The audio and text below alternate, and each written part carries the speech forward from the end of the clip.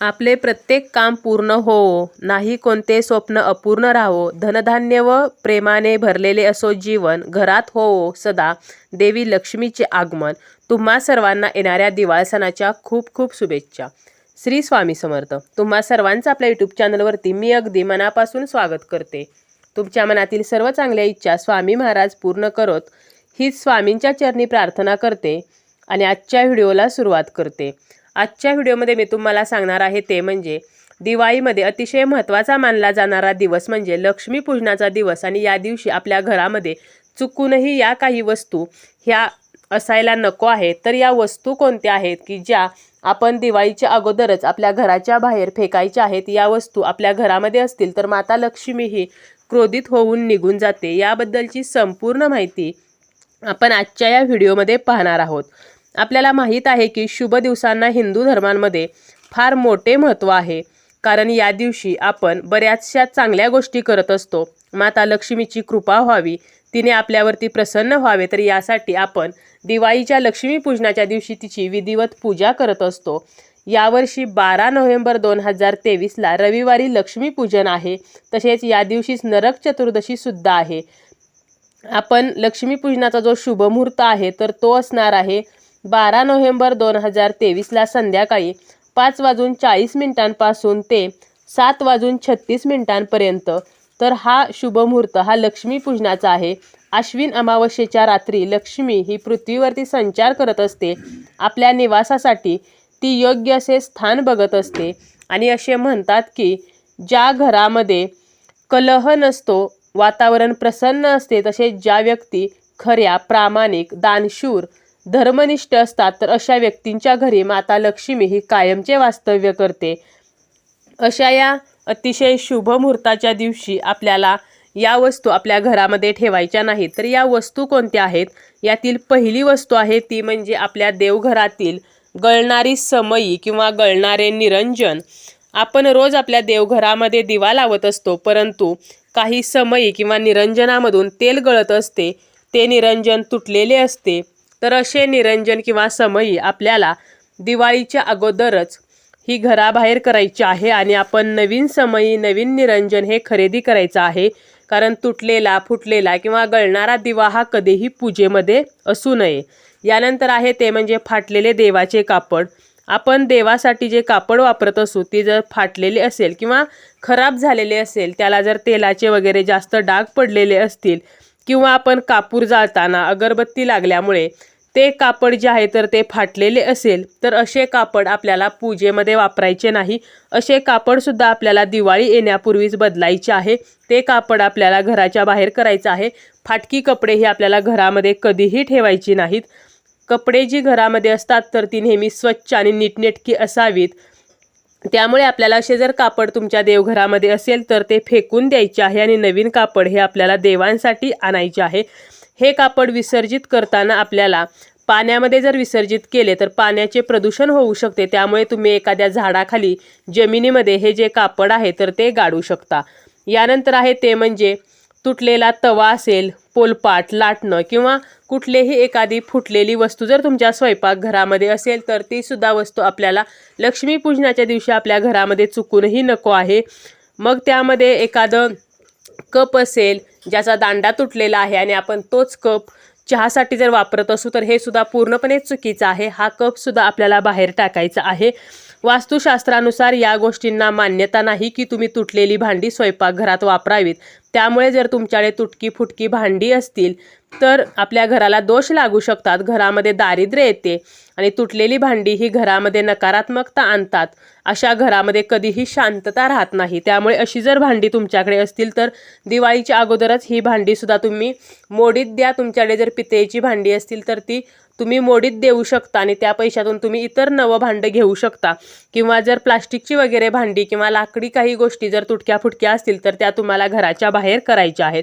यानंतर आहे ते म्हणजे केरसुनी, जिला लक्ष्मीपूजनाच्या दिवशी अतिशय आणि महत्त्वाचं स्थान दिलं गेलेलं आहे. लक्ष्मीपूजनामध्ये केरसुनीची पूजासुद्धा केली जाते. परंतु जर तुमच्याकडे अशी एखादी केरसुनी असेल की जी खूप खराब झालेली आहे, तुटलेली आहे, तर असा झाडू आपल्याला घरामध्ये ठेवायचा नाही. अशी केरसुणी किंवा झाडू जर आपल्या घरामध्ये असेल तर माता लक्ष्मी आपल्यावरती नाराज होते.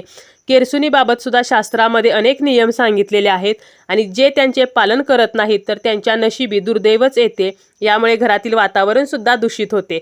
त्यामुळे जर तुमच्याकडे व्यवस्थित योग्य स्थितीत नसलेली जर केरसुणी असेल तर ती सुद्धा तुम्हाला घराबाहेर करायची आहे. यानंतर आहे ते म्हणजे तुटलेले चप्पल किंवा बूट. चप्पल आणि बूट यांना सुद्धा आपल्या जीवनामध्ये अनन्यसाधारण महत्त्व आहे.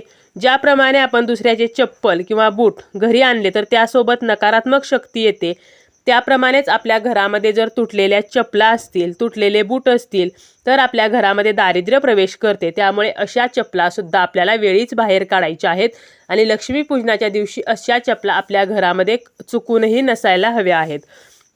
यानंतर आहे ते म्हणजे बंद पडलेल्या इलेक्ट्रॉनिक वस्तू किंवा बंद पडलेली घड्याळे.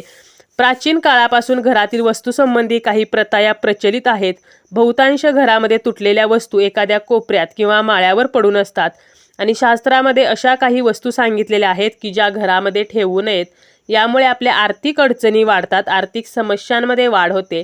तसेच या वस्तूंच्या प्रभावामुळे महालक्ष्मीची कृपा ही आपल्याला प्राप्त होत नाही. यामध्ये फुटलेला आरसा घरात असणे हा सुद्धा एक दोष आहे. या दोषामुळे नकारात्मक ऊर्जा जी आहे तर ती सक्रिय होते आणि आपल्या कुटुंबातील सदस्यांना नकारात्मक परिणामांना सामोरे जावे लागते. त्यामुळे जर तुमच्याकडे एखादा आरसा असेल की ज्याला तडा गेलेला आहे तर असा आरसा सुद्धा लवकर बाहेर काढा. तो तुमचा कितीही फेवरेट असू द्या, परंतु असा आरसा हा घरामध्ये नसावा. तसेच कोणतीही अशी काच आपल्या घरामध्ये ठेवायची नाही की जिला तडा गेलेला आहे. त्याप्रमाणेच खराब झालेली किंवा बंद पडलेली घड्याळे सुद्धा आपल्याला फेकून द्यायची आहेत. घड्याळांच्या स्थितीनुसार आपल्या घराची उन्नती ही निश्चित होत असते. घड्याळ जर चालू असेल तर घरातील लोकांना काम पूर्ण करण्यात अडचणी येत नाहीत, परंतु जर तेच घड्याळ बंद असेल तर मात्र आपल्या घरातील जे सदस्य आहेत तर त्यांची कामे पूर्ण होण्यामध्ये अनेक समस्या निर्माण होत असतात. त्याप्रमाणेच घरामध्ये तुटलेली फोटो फ्रेम ही सुद्धा जर असेल तर ती सुद्धा त्वरित आपल्याला काढून टाकायची आहे. तुमच्या घराच्या आजूबाजूला जर एखादं वाळलेलं किंवा सुकलेलं झाड असेल आणि ते तुम्ही काढलं नसेल, म्हणजे काही कारणाने एखादं झाड जर सुकलेलं असेल आणि ते तुम्ही अजूनही ठेवलेलं असेल तर ते सुद्धा तुम्हाला वेळीच काढून टाकायचं आहे. त्याप्रमाणेच तुमच्याकडे जर अशी एखादी देवाची मूर्ती असेल की जिची तुम्ही पूजा करता परंतु ती मूर्ती खूपच खराब झाली आहे किंवा एखादी फोटो फ्रेम आहे आणि त्यातील आतील जो कागद आहे तर तो खराब झालेला आहे किंवा त्या फोटो फ्रेमला छोटासा का होईना तडा गेलेला आहे किंवा मूर्ती खंडित झालेली आहे, तर असे सुद्धा देवदेवतांचे फोटो किंवा मूर्ती ही आपल्या देवघरामध्ये असू नयेत. त्यासुद्धा जर असतील तर दिवाळीच्या अगोदरच त्यासुद्धा बाहेर करायच्या आहेत आणि लक्ष्मीपूजनाच्या दिवशी अशा मूर्ती किंवा असे फोटो हे सुद्धा आपल्या घरात असू नयेत. त्याप्रमाणेच आहे ते म्हणजे फाटलेली कपडे. आपली कपडे जर फाटली असतील तर आपण ती तशीच बाजूला एका ठेवून देतो आणि त्याला पुन्हा बघतही नाही, परंतु शास्त्रानुसार आपली फाटलेली कपडे घरात असणे तर हे सुद्धा दारिद्र्य येण्याचे एक लक्षण सांगितले आहे. त्याप्रमाणे ती आपण जर घरात ठेवली तर आपल्या गरिबीमध्ये वाढ होते. म्हणून तुमची जर कपडे फाटलेली असतील तर त्याची सुद्धा तुम्हाला विल्हेवाट लावायची आहे. ती आपल्या घरामध्ये तशीच ठेवायची नाहीत. त्या कपड्यातील चांगला भाग आहे तर जो तुम्हाला उपयोगी येणार आहे तर तेवढा चांगला भाग कापून तुम्ही तो ठेवू शकता. नीटनेटका घडी करून व्यवस्थित ठेवावा, परंतु फाटका जो भाग आहे तर तो मात्र तुम्हाला घरात ठेवायचा नाही, तर त्याची विल्हेवाट ही लावायची आहे. त्याप्रमाणेच तुमच्या घरामध्ये महाभारतातील युद्धातील चित्र असेल, नटराजची मूर्ती असेल किंवा ताजमहालाचे चित्र असेल, जंगली जनावरांची एखादी जर फ्रेम असेल, काटेदार झाडांचे चित्र असेल किंवा बुडत असलेली नाव, तर असे जर काही चित्र असेल तर हे सुद्धा आपल्याला घरामध्ये ठेवायचं नाही. कारण या ज्या गोष्टी आहेत तर त्या गोष्टी पाहिल्या की जीवनात चांगल्या गोष्टी घडणे हे बंद होऊन जाते. महाभारताच्या चित्रामुळे आपल्या घरामध्ये क्लेश वाढतो. नटराजाची मूर्ती विनाशाचे प्रतीक आहे. ताजमहाल हे एक कबर आहे आणि बुडत्या जहाजाचे चित्र हे आपले सौभाग्य बुडवते. तसेच काटेदार झाडे आपल्या जीवनात काटे पेरतात. त्यामुळे या वस्तू तुमच्या घरामध्ये असतील तरी सुद्धा तुम्हाला या वस्तूसुद्धा आपल्या घरातून बाहेर काढायच्या आहेत.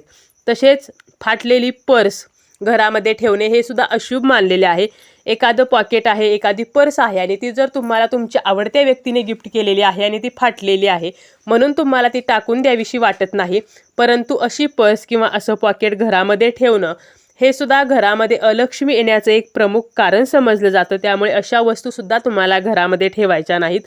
त्याप्रमाणेच अनेक लोक घरामध्ये डेकोरेटिव्ह दगड ठेवत असतात. त्यांना माहीतही नसतं की ह्या दगडांचा काय उपयोग आहे, फक्त ते दिसायला छान दिसतात म्हणून ठेवले जातात. परंतु या वस्तूंमुळे सुद्धा आपल्याला फायदा होत नाही तर नुकसानच होते. आपल्याला ज्या गोष्टींचा प्रभाव काय आहे हे माहीत नाही तर अशा वस्तू आपण घरामध्ये ठेवू नयेत.